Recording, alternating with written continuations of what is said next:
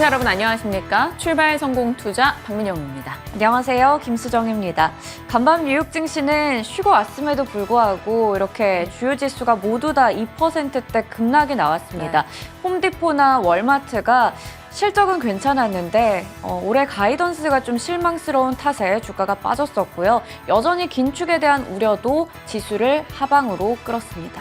홈디포나 월마트가 갖고 있는 상징성이 있기 때문에 또 침체에 대한 우려감을 키우는 요소가 됐고요. 발표되는 경제 데이터들이 좋다 보니까 뜨거운 경제 지표가 오히려 시장을 냉각시키고 있습니다. 긴축에 대한 우려가 조금 더 짙어지고 있는 지금인데요. 시장의 여러 이슈들 들여다보면서 종목 장세의 대응을 저희와 함께 하시길 바랍니다. 자, 어제 증시가 어땠는지부터 다시 한번 복귀해 보겠습니다. 어제는 양지수 모두 다 상승으로 거래를 마쳤습니다. 코스피는 0.16%, 코스닥이 여전히 상대 강도가 더 높았죠. 0.57% 상승 거래 마쳤습니다. 일단 코스닥이 더 강할 수 있었던 것은 다들 아시다시피 2차 전지 대장 종목들의 강세가 돋보였기 때문일 겁니다. LNF나 에코프로비엠이 질주하면서 코스닥을 끌고 갔죠.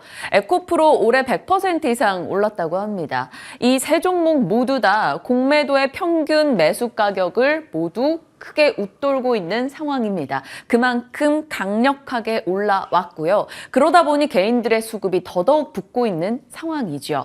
자, 하지만 밤사이에 테슬라를 비롯해서 2차 전지 쪽 종목들도 크게 내린 만큼 조금의 부담은 안고 가야 되는 시점일 것 같습니다.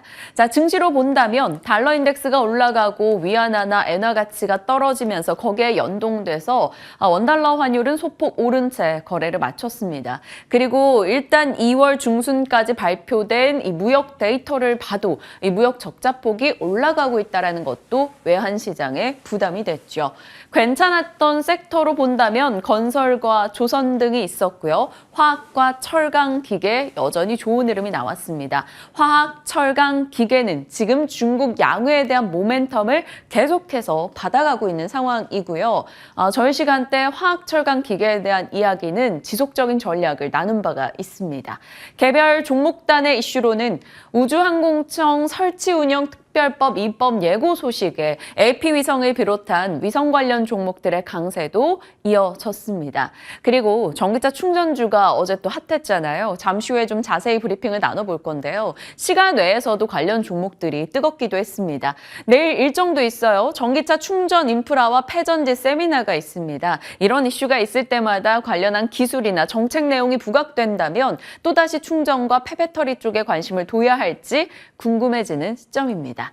자, 시장은 개인들은 지속적으로 수급이 들어오고 2차 전지 중심으로요. 기관은 2차 전지에서 팔고 나가면서 다른 조선이나 기계 철강으로 수급을 옮겨주고 있습니다. 외국인은 그간 많이 사놨기 때문에 조금 관망세를 보이고요. 어찌됐건 이런 수급에 따라 종목 장세가 계속 이어지고 있고 시장은 이제 2차 전지 다음은 어디가 될 것인가를 궁금해하는 시점입니다. 자, 시장에서 중국 모멘텀은 계속해서 화제가 되고 있는데요. 양회를 앞뒀기 때문입니다. 3월 4일부터죠. 전인대와 정협, 양회가 시작됩니다. 양회에 대한 학습 효과가 우리는 있죠. 과거 10년간 10번의 양회 중에 8번의 주가 상승이 있었다라고 하고요. 철강, 건설, 화학과 비철금속, 인프라 관련한 내용에 좀 더 초점이 맞춰지기도 했습니다. 어제도 전해드렸던 내용인데요. 지금 양회에서 왜 더 기대치를 올려가는가 하면 공동부유에 대한 톤 다운 목소리가 계속 나오고 있고요. 그러면 친기업 정책 가능성이 올라갈 것이다라는 겁니다. 경제 회복 자신감을 중국은 지속적으로 강조하고 있죠. 그러다 보니 무언가가 나올 것이다, 강력한 부양책이 있을 것이다 라는 것을 한국이 먼저 기대감을 갖고 움직이고 있습니다. 자, 그렇다면 양회가 본격화되고 난다면 정말 강력한 한방이 있지 않는다면 그때는 또 세론 뉴스가 될 수 있기 때문에 한번 체크하시길 바랍니다. 왜냐하면 지금 모멘텀으로 올라가고 있는 종목들이 어찌됐건 아직까지 이 모멘텀을 제외하고 강하게 올라갈지 여부에 대해서는 의구심을 많이들 품고 있기 때문입니다. 중장기 관점으로는 중국 정부의 국토 균형 발전 프로젝트 이 동수서상 관련해서 체크하면서 대응해보는 것도 하나의 아이디어가 될 것 같죠. 자, 밤사이 뉴욕장에서 들려왔던 소식들은 딱 이렇게 정리가 가능할 것 같아요. 러시아가 핵무기 통제 조약 참여를 중단하겠다라고 입장을 밝혔죠. 핵전쟁에 대한 우려감을 살짝 키웠다라는 평가입니다. 그런데 오늘이죠. 또 EU에서 10차 대러 제재 확정의 소식이 들려올 겁니다. 그 내용으로는 철강과 알루미늄 등의 러시아 공급 등을 차단하는 움직임이 될 건데요. 그렇다면 시세적인 측면으로는 철강이나 알루미늄 관련주들의 관심이 더 이어질 여지가 있겠죠. 지정학적 리스크가 계속 불거진다라는 것은요, 긴축에 대한 부담을 더 키울 수밖에 없습니다. 왜냐하면 지금 긴축을 완화했을 때 예상치 못한 지정학적 리스크가 더 고조된다면 그것은 또 공급망 쇼크를 가져오고 인플레를 자극할 수 있기 때문인 거죠. 잡아 놓을 때 많이 잡아야 된다라는 겁니다. 그래서 이에 대한 부담감은 곧장 반영이 되기 시작했고요. 발표된 데이터들도 좋았습니다. 미국의 PMI, 제조업, 서비스 모두 예상을 상회했죠. 경기가 여전히 괜찮네. 긴축을 더 해도 되겠네라는 시각으로 이어질 수밖에 없는 거고요. 3월 달에 50bp 인상 확률이 9%, 18%, 21% 계속 올라가더니 이제는 24%까지 갔습니다. 그리고 더 놀라운 것은 7월 달 FMC에서 금리 6% 전망까지 등장을 하고 있다는 거죠. 이 긴축에 대한 부담감이 계속 나오고 있고요. 10년물 국채금리, 2년물 국채금리 모두 다 11월 이후 최고치를 기록하며 오늘 뉴욕장에는 부담이 됐습니다. 자, 발표된 데이터들요. 월마트와 홈디포가 실적을 내놨는데 홈디포는 실적이 부진했고 월마트는 실적은 괜찮았으나 가이던스가 나빴습니다. 그러면서 월마트는 강보합권, 홈디포는 급락으로 진행이 됐죠. 이들이 갖고 있는 것은 미국 소비가 탄탄한가를 보여주는 상징성이 있었죠. 그래서 강력한 소비자 탄력성을 확인하고자 했던 시장의 기대를 살짝 깼습니다. 어찌됐건 경기에 대한 우려도 등장을 한 거죠. 시장은 여러 가지 이슈가 혼재되면서 급락으로 거래를 마쳤습니다. 자, 이번 주 주요 일정들 주 초반에 전해드렸던 내용이었었는데요. 이제 내일이면 FMC 의사록 공개 우리가 내일 새벽에 알 수 있게 됩니다. 앞으로 경기 방향에 대한 힌트를 얻을 수 있을지 좀 지켜봐야 되고요. 금요일이죠. 지금 가장 주요하게 보고 있는 건 PCE 물가가 되겠습니다. 더 광범위하게 CPI보다 많은 커버를 하고 있기 때문에 연준이 보고 있는 물가 데이터는 PCE. 그래서 이걸 주목해야 된다라는 점을 재차 우리는 기억해야 될 것 같죠. 그리고 이번 주 목요일입니다. 금통위도 예정되어 있어서 살필 게 많은 한 주이기도 하네요.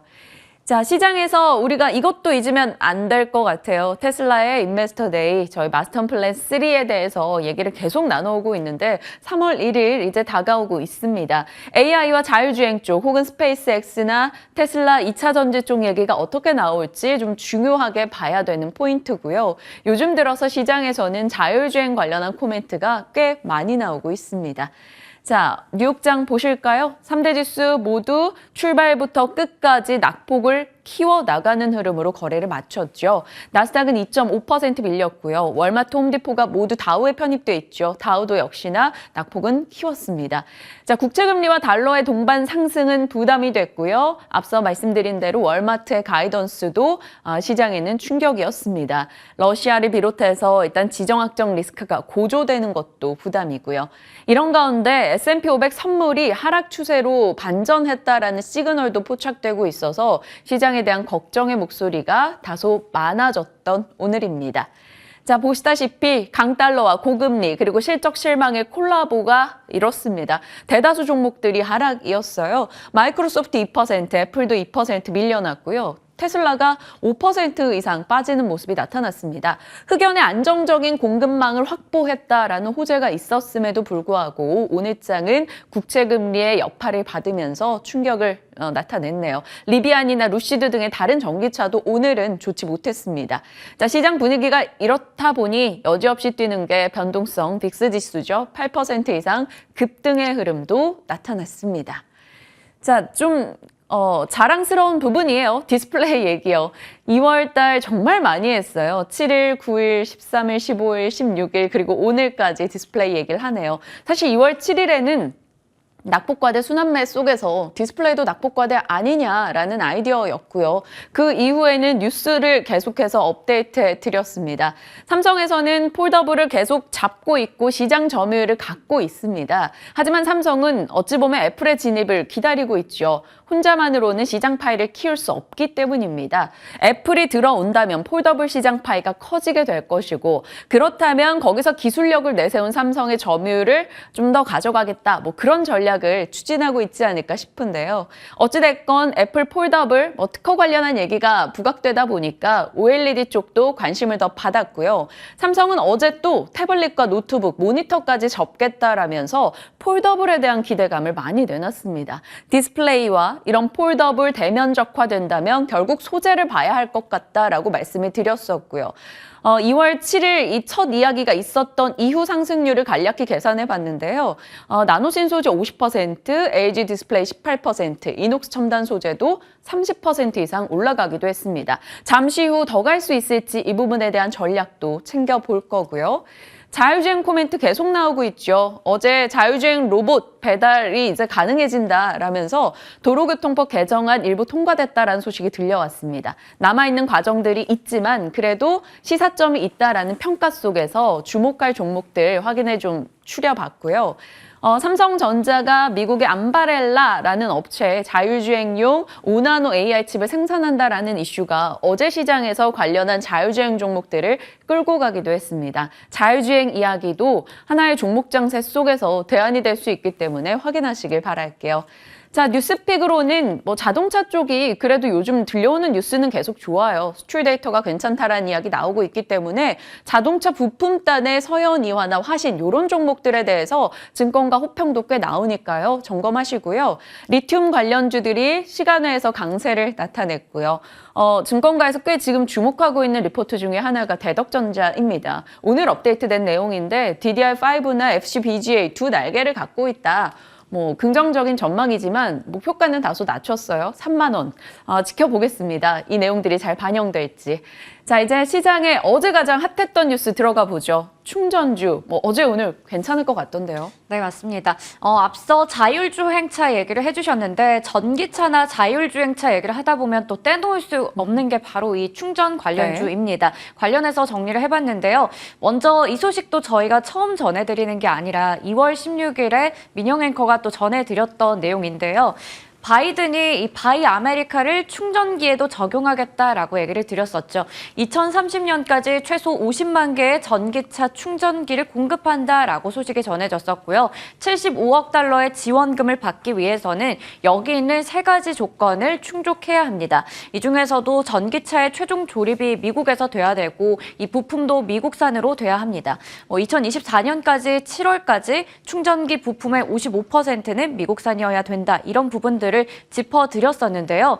특히 테슬라 같은 경우에는 자체 충전소인 슈퍼차저를 일부 전기차, 다른 전기차에게도 개방한다라고 밝히기도 했었죠.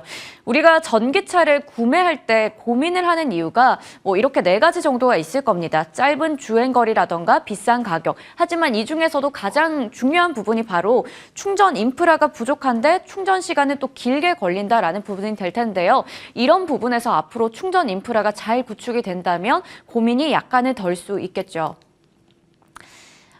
글로벌 전기차 충전 시장의 규모는 앞으로 계속해서 커질 것으로 전망이 되는데요.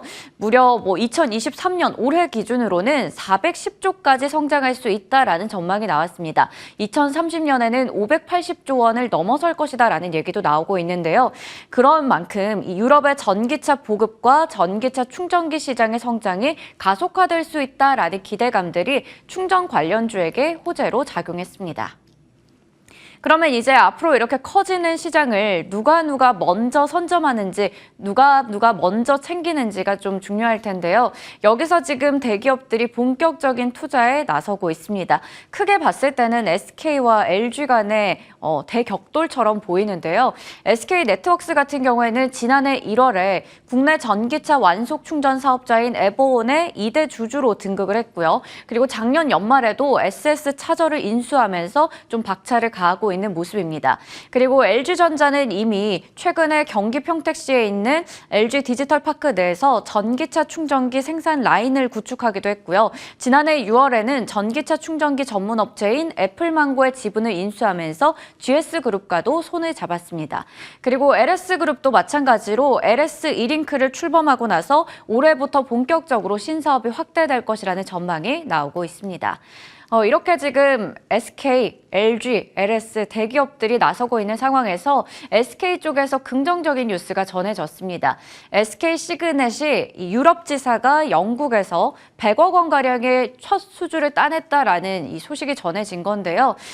SK 그룹의 전기차 충전기의 제조와 판매 계열사가 바로 SK 시그넷입니다. 최대 주주는 SK고요. 미국의 전기차의 초급속 충전 시장에서 점유율 1위를 차지하고 있고요.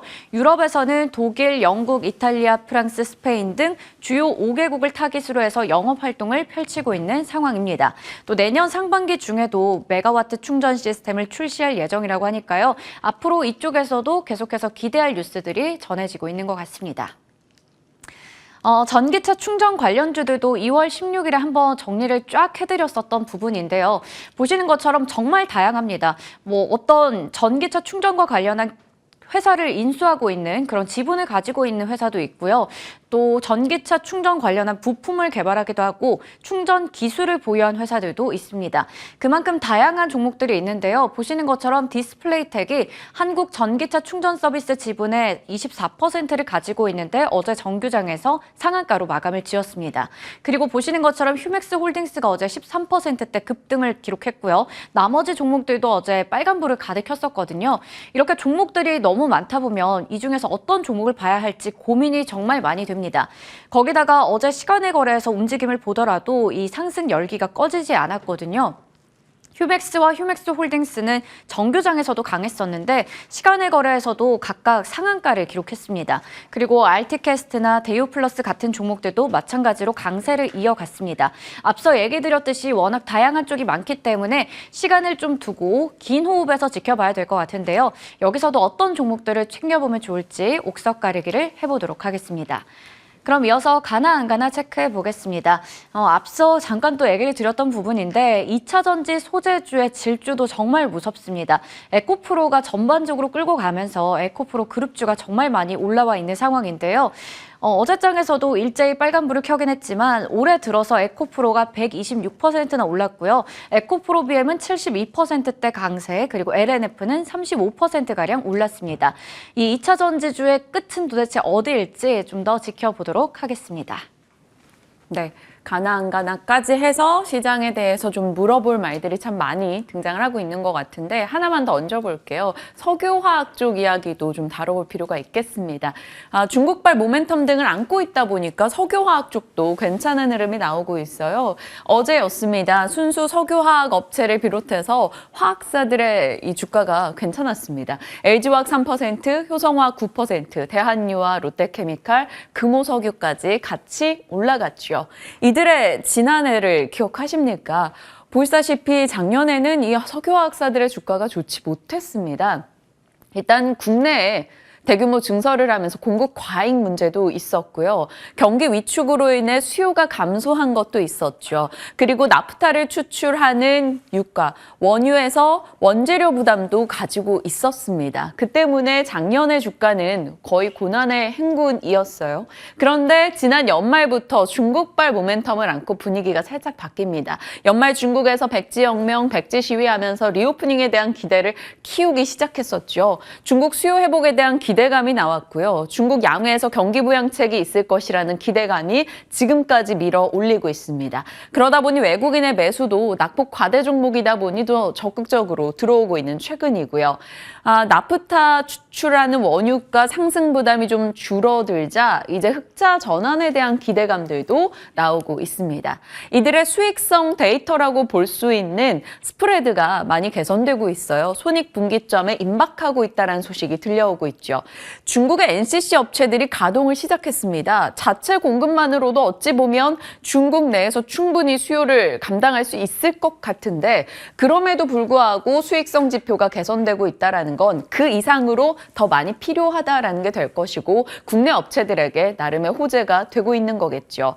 의류나 전자제품 그리고 식료품과 화학 이 모든 것의 원료 포장지 이런 곳에는 당연히 화학 제품들이 들어갑니다. 그래서 소비 회복과 밀접하게 연결이 되고 있고요. 중국 경기 회복 결국 그 모멘텀을 화학주가 안고 가고 있는 거죠. 다만 정말 확연히 나아질까라는 시그널은 아직 확인하지 못했다라는 평가가 많기 때문에 지켜봐야겠죠.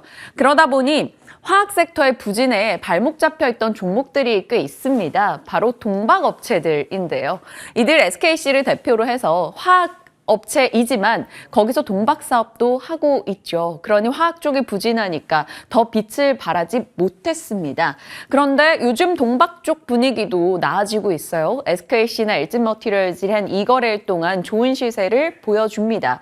하나투자증권에서는 올해 시장가치 상승 여력을 놓고 봤을 때 동박이 300%, 양극재가 186%다. 그래서 양극재를 봐야 한다라고 말합니다. 300%인 동박이 아니고 왜 양극재지? 라고 생각하고 들여다보니 좀 더 디테일한 내용이 있었어요. 경쟁사가 많아질 여지가 있다라고 하네요.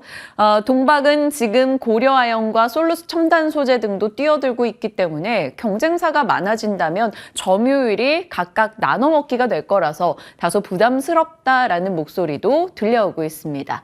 어제 뉴스가 있었어요. LG화학이 동박 사업에 뛰어든다라는 이야기였거든요. 지금 동박 2021년 기준 점유율을 보시면 SK 넥실리스를 품고 있는 SKC가 1위고요. 그리고 롯데케미칼이 품은 일진머티리얼즈가 세계 4위입니다. 그리고 7위에 있는 일본의 니폰 덴카이라는 곳을 LG화학이 인수하며 이 시장에 뛰어든다라는 내용이 나왔거든요. 그런데 이내 LG화학 관계자가 사실 무근이라고 답변을 하기는 했습니다. 이게 단독 보도의 함정이기 때문에 계속해서 단독 뉴스들은 좀 더 주의를 기울일 필요가 있겠죠. 어찌됐건 동박에 대한 관심도가 여기저기 회사에서 꽤 있다라는 것은 보여주는 내용이기 때문에 관심으로 더 올라갈 것으로 봐야 될지 관심으로 경쟁자가 증가하는 것에 초점을 맞춰야 될지 고민이 됩니다. 석유화학 그리고 시간 허락하면 동박주까지 전략 챙겨보도록 하죠. 지금부터 함께 하시죠.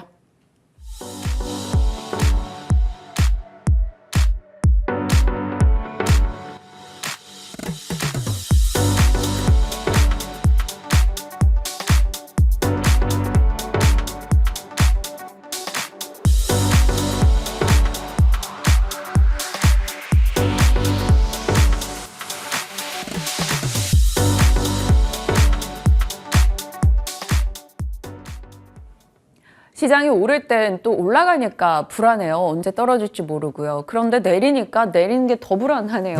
네, 이창희 대표님과 이런 얘기들 나눠보겠습니다. 어서 오세요. 안녕하십니까? 네. 뉴욕 증시 3대 지수 모두 2% 이상 떨어졌습니다. 네. 긴축이 지난주에는 저희를 좀 은근하게 괴롭혔다면 네. 지금은 좀 대놓고 괴롭히고 있는 느낌이고 7월 6% 전망까지 등장을 하고 있습니다. 시장에 대한 전략 어떻게 가세요? 계속 보수적으로 주셨는데. 그쵸. 뭐 조금 더 시장 흐름 봐야 된다 생각하고 있는데 어저께는 유럽에서 조금 흔들림이 나왔는데 막상 유럽은 그래도 낙폭을 다 회복하면서 마감을 했는데 뭐 러시아가 또 러우 전쟁 1주년 앞두고 그 핵 위기, 핵 관련된 발언을 좀 하지 않았습니까? 그래서 이런 부분들이 좀 미국 시장 개장하기 전에 심리를 좀 안 좋게 만들었었고 근데 그거는 뭐 지나가는 이슈였다고 보고 있고 국채금리가 계속 오르고 있어요. 3.9% 돌파를 시키는 모습들. 그러면서 달러 인덱스가 같이 오를 수밖에 없는 거죠. 특히 우리나라 같은 경우는 달러가 먼저 반응을 좀 했었고 그러면서 외국인들 수급이 조금은 머뭇거리는 부분들이 좀 있는 상황에서 국채 금리가 올라가고 있다. 작년에 마지노선이 4.2%였는데 지금 속도라면 4% 돌파 가능성이 상당히 높지 않을까 생각하고 있고요. 그러면 상당히 조금은 스트레스 받을 수밖에 없지 않을까 판단을 좀 하고 있어요. 미국 증시도 어저께 좀 크게 좀 하락했었던 것들은 이런 요소가 좀 있었다고 보고 있습니다. 그래서 당분간은 뭐 여기서 다시 뭐 또 지난 저점까지 하락할지 아니면 뭐 제한대 하락을 우리나라는 제한대 하락을 하고 또 상대적으로 강세의 흐름을 띌지 모르겠습니다만은 일단은 뭐 한 오늘이 아니라 좀 당분간은 한 2,400포인트에서 2,350포인트 정도 사이, 그러니까 120일선 자리까지의 코스피 기준으로 따진다라면 조정 가능성은 좀 열려 있다. 그리고 나서 뭐 다시 주식 비중을 높이든 아니면 그 자리가 무너지게 된다라면 상당히 위험할 수 있기 때문에 더욱더 현금화를 많이 하든 뭐 그건 그때 가서 결정할 일이기 때문에 일단은 저는 뭐 아직까지는 현금 한 50% 조금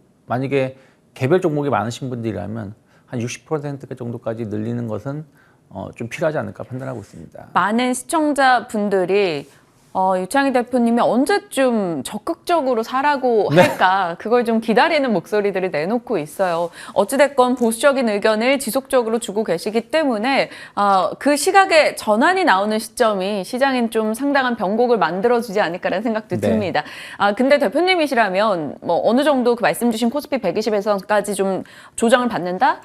라고 했을 때 째려보고 있는 섹터가 어디예요?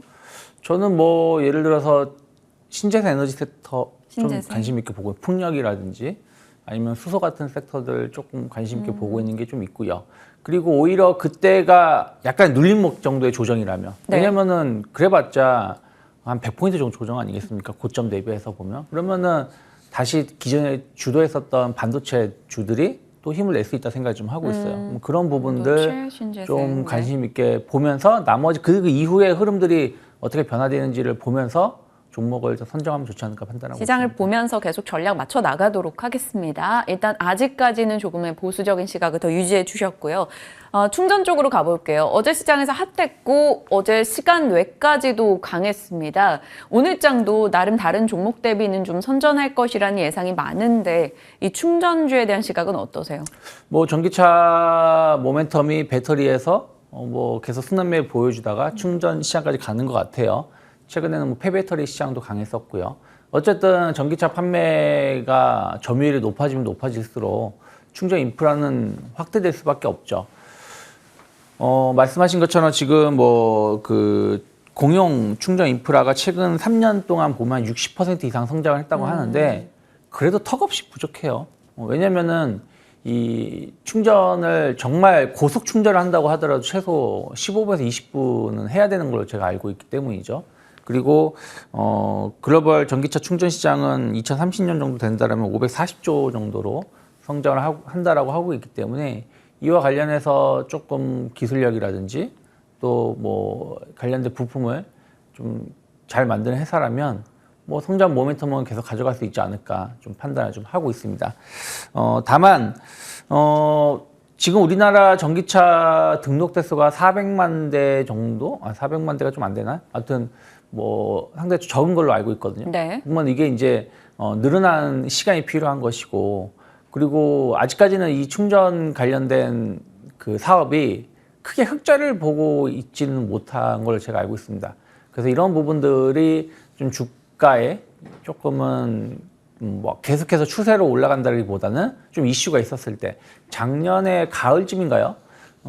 아파트 단지에 의무적으로 충전 대수 설치를 해야 된다라고 하지 않았었습니까?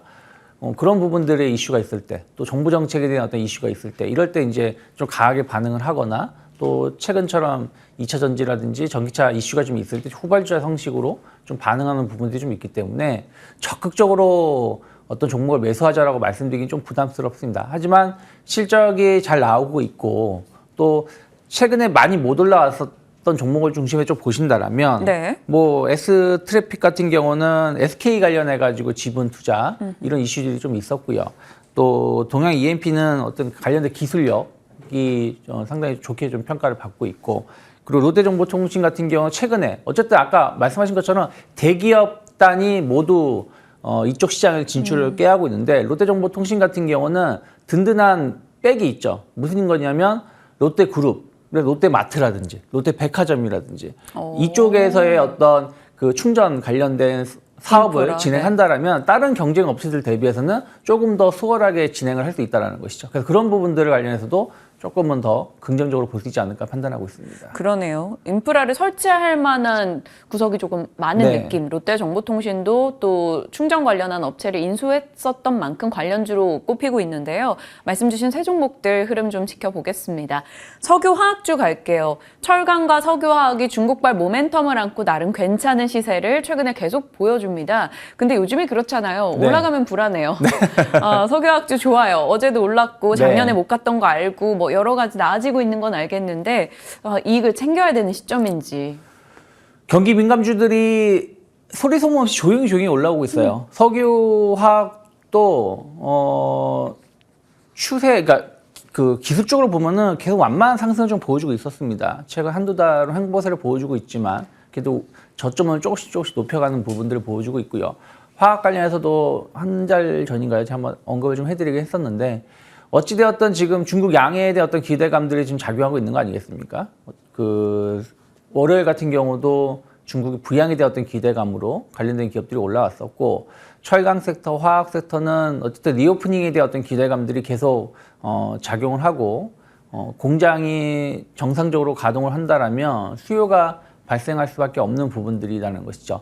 특히 석유화학 제품의 스프레드 가격이 조금씩 우상향 기조로 가면서 수익성이 상당히 개선될 수 있다는 기대감들이 좀 있습니다. 그럼 업황 바닥에 대한 기대감들, 또 수익성 개선에 대한 어떤 기대감들, 그러면 턴어라운드 관점에서의 관심이 계속 나올 수밖에 없지 않을까 좀 판단을 좀 하고 있어요. 그래서 성장주들이 조금 단기적으로 부담스러운 부분들이 좀 있는 건 사실이죠. 그래서 철강주들이 먼저 움직임이 나왔고 엄밀히 따지면 화학주들이 먼저 움직였다고 보시면 되실 것 같아요. 화학주들은 이미 작년 연말 대비해서 1월 달까지 주가가 뭐 롯데케미칼이든 금호석유화학이든 대부분 종목군들이 한 50% 이상 올라왔고 네. 좀 쉬어가다가 최근에 다시 좀 움직임이 나오는 것이기 때문에 먼저는 석유화학 쪽에 움직였다는 관점에서 이제 다시 또 2차 상승을 좀 준비하는 경우라면 저는 뭐 대한유화라든지 금호석유 좀 관심 있게 볼 수 있지 않을까 판단하고 있습니다. 대한유화와 금호석유 주목할 화학주로 얘기해 주셨습니다. 체크할게요. 자, 이제 창스픽으로 가겠습니다.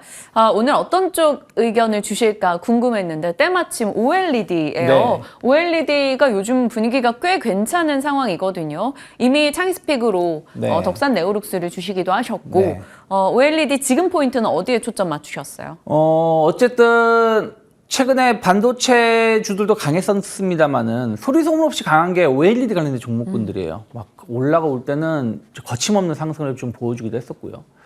디스플레이 산업이 좋지 못하다라고 평가를 하고 상당히 좀 경쟁이 심하다라고 하는데도 불구하고 올라오고 있다. 그러면 좀 패러다임이 좀 변화가 되고 있지 않나. 물론 LCD는 여전히 치킨 게임을 진행하고 있지만 이게 OLED 시장은 아직까지도 성장 모멘텀이 좀 있거든요. 하이엔드 제품들, 예를 들어서 요즘에 노트북 같은 경우도 보면 LCD 패널 적용되는 노트북이 있고 OLED 패널이 적용되는 노트북이 있어요. 동일한 사양이라고 하더라도. 그럼 OLED 패널이 적용된 노트북이 최소 50, 많게는 100만 원 이상 비쌉니다. 그래서 그런 부분들이 그럼에도 불구하고 수요는 계속 높아지고 있어요. 그래서 그런 것들은 새로운 어떤 수요처가, 공급처가 좀 나오고 있다라고 보고 있고요. 또 중국 리오프닝에 대한 어떤 기대감이죠. 중국 리오프닝이 되면서 제 자료는 준비 못했는데 스마트폰 판매량이라든지 이런 것들이 상당히 늘어나고 있다고 좀 계속 자료가 나오고 있고요. 그리고 애플이죠.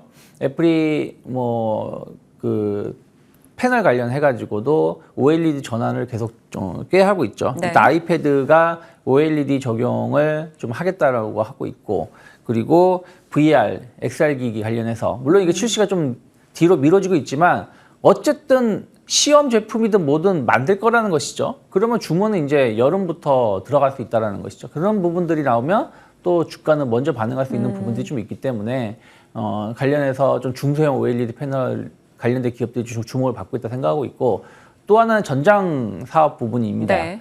요즘에 전기차 같은 거 보시면 뭐 거의 디스플레이로 그냥 꽉 앞에를 채우고 있어요. 디지털 콕핏인가? 네. 차량처럼. 근데 이게 상당히 좀 고가 차량들 같은 경우는 상당히 좀 OLED 패널이 적용되는 거 상당히 많이 있거든요. 이런 시장들을 공략을 많이 하고 있고, 뭐 LG 그룹은 뭐 이미 100조 원 정도의 네. 수주 잔고가 있다고 하지 않습니까? 그런 부분들이 LG 디스플레이가 최근에 대형 OLED 시장에서 중소형 OLED 시장으로 조금은 공격적인 투자를 하고 있고, 또 삼성은 오히려 대형 OLED 시장으로 공격적인 투자를 하고 있는 거 본다라면 저는 뭐 선희 시스템, 중소형 OLED 관련해서의 대장주라고 볼 수 있겠죠. 네. 그리고 이녹스 첨단 소재 계속해서 주목해 볼 만하지 않나 판단하고 있습니다. 선익 시스템과 이녹스 첨단 소재로 추려주셨습니다. 시장 자체에 대해서는 조금 뭐 50% 비중 이렇게 얘기를 주시지만 종목으로 차익스픽으로 주시는 종목들의 수익은 괜찮기 때문에 여러분들 시장과 또 개별 종목 전략을 동일시하지 마시고요. 따로 떼서 한번 챙겨보시길 바랍니다. 유창희 대표님과 함께했습니다. 고맙습니다. 고맙습니다.